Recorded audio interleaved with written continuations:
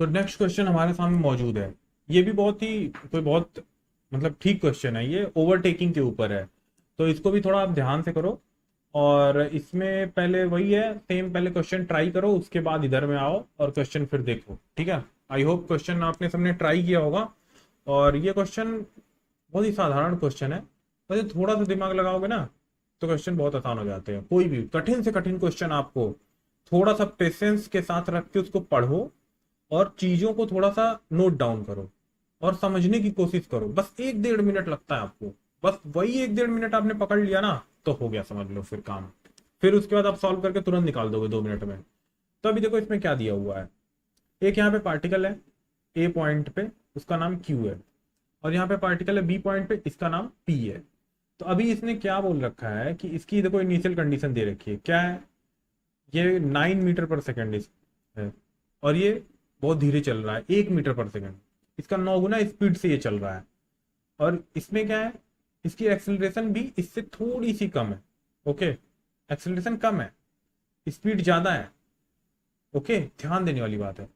इसके पहले एक अलग कॉन्सेप्ट आया था, उसमें क्या था वो पीछे जाके देखो, ठीक है। तो अभी मैं क्या करने वाला हूं, अभी ये क्वेश्चन में ये पूछ रहा है कि ये 33 मीटर के डिस्टेंस है दोनों के बीच में। तो क्या क्यू पी को कभी ओवरटेक कर पाएगा जीवन में अपने? तो भाई साहब, इसके लिए हमें क्या करना होगा? ओवरटेकिंग के लिए सबसे सिंपल एंड सिंपल फंडा, हमें क्या है, दोनों की पोजीशन सेम रखनी होगी। अगर पोजीशन सेम हो पाती है, कभी अगर ऐसा हो पाता है कि पोजीशन सेम हो जाए तो ओवरटेक हो जाएगा।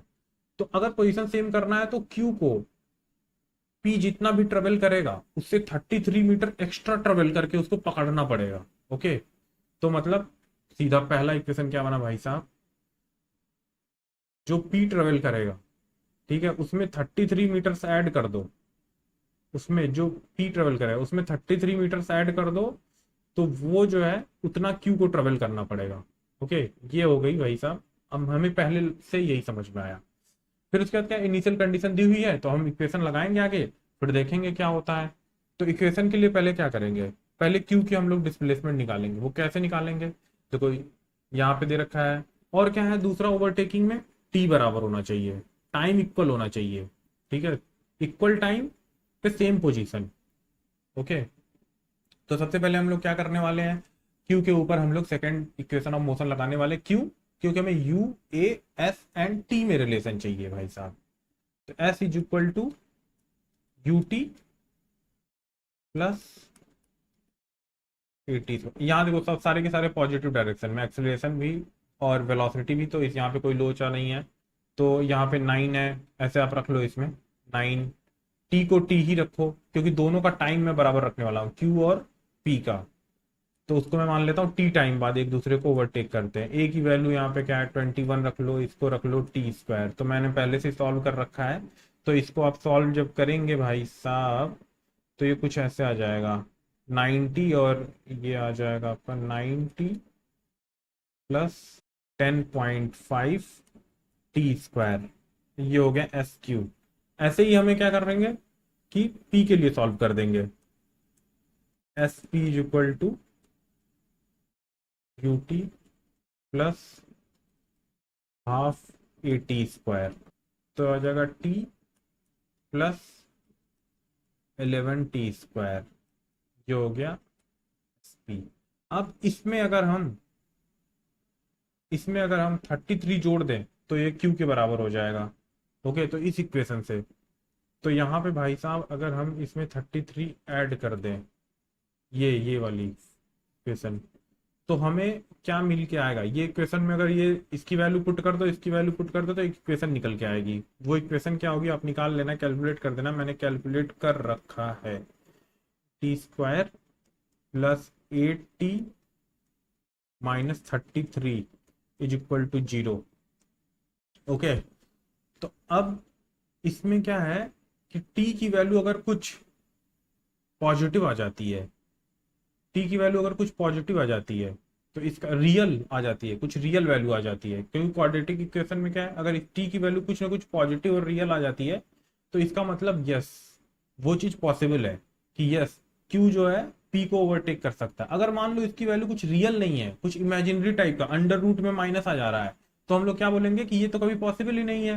तो तो उसके लिए हमें क्या निकालना पड़ेगा, क्वाड्रेटिक इक्वेशन की का जो सोल्यूशन है, इसको थोड़ा मैथमेटिक्स का हमें सहारा लेना पड़ेगा।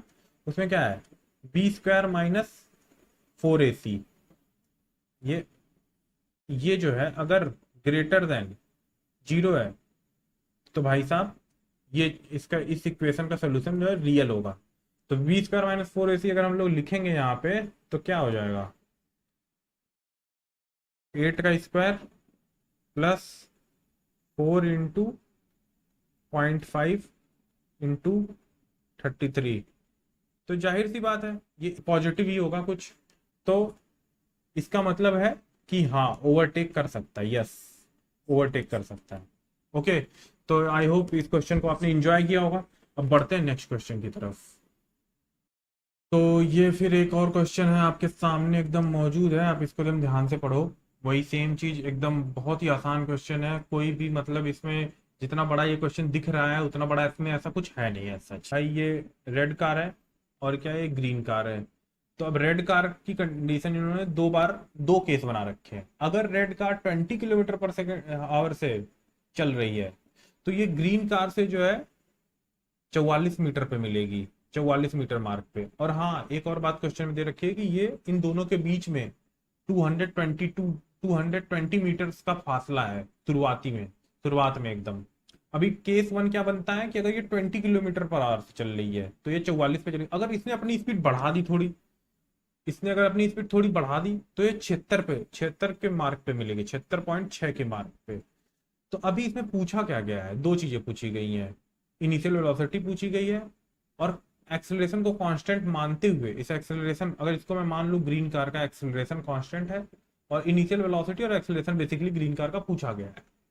ओके, तो ये कांस्टेंट एक्सेलरेशन से, यहां से ये प्रूफ हो गया ये कांस्टेंट एक्सेलरेशन से मूव कर रही है ग्रीन वाली कार। जब भाई ये कांस्टेंट एक्सेलरेशन से मूव कर रही है, जैसे ही इन्होंने ये बोला तो वो तीनों इक्वेशन फर्स्ट सेकंड थर्ड तीनों इक्वेशन लगेंगी यहाँ पे।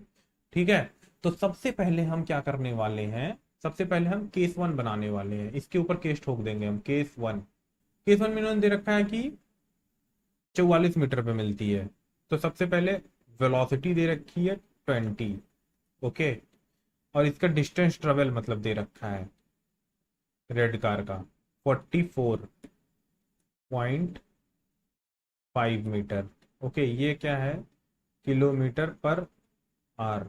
अब यहां से आपको क्या चीज मिल जाएगी, मैं देखो ये क्वेश्चन पूरा करने वाला नहीं हूं, यहां से आपको क्या मिल जाएगा, यहां से आपको बहुत ही प्रीसियस चीज मिल जाएगी, क्योंकि ये कांस्टेंट वेलोसिटी से मूव कर रही है। तो यहां से आपको क्या निकल जाएगा, टाइम, S/U। ओके, यहां से टाइम आ जाएगा। अब देखो मैं ये क्वेश्चन पूरा नहीं सॉल्व करने वाला हूँ, मैं इसमें हिंट दे देता हूँ क्या क्या करना। आप कैलकुलेशन आप करो, आप आंसर निकालो, आप चेक करो इसको, अगले वीडियो में इसका आंसर रिवील करने वाला हूँ। ठीक है, अभी आप ये सॉल्व करो इसको।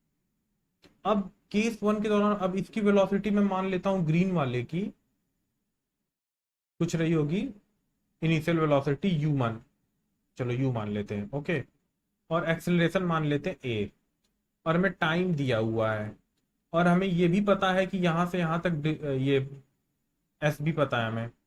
ओके, तो यहां से यहां तक हमें क्या पता है, ये कैसे हमें पता करेंगे, 200 माइनस 44, इसकी वैल्यू कैसे निकालेंगे, s की वैल्यू 220 माइनस 44.5, ये हो जाएगी आपकी s की वैल्यू।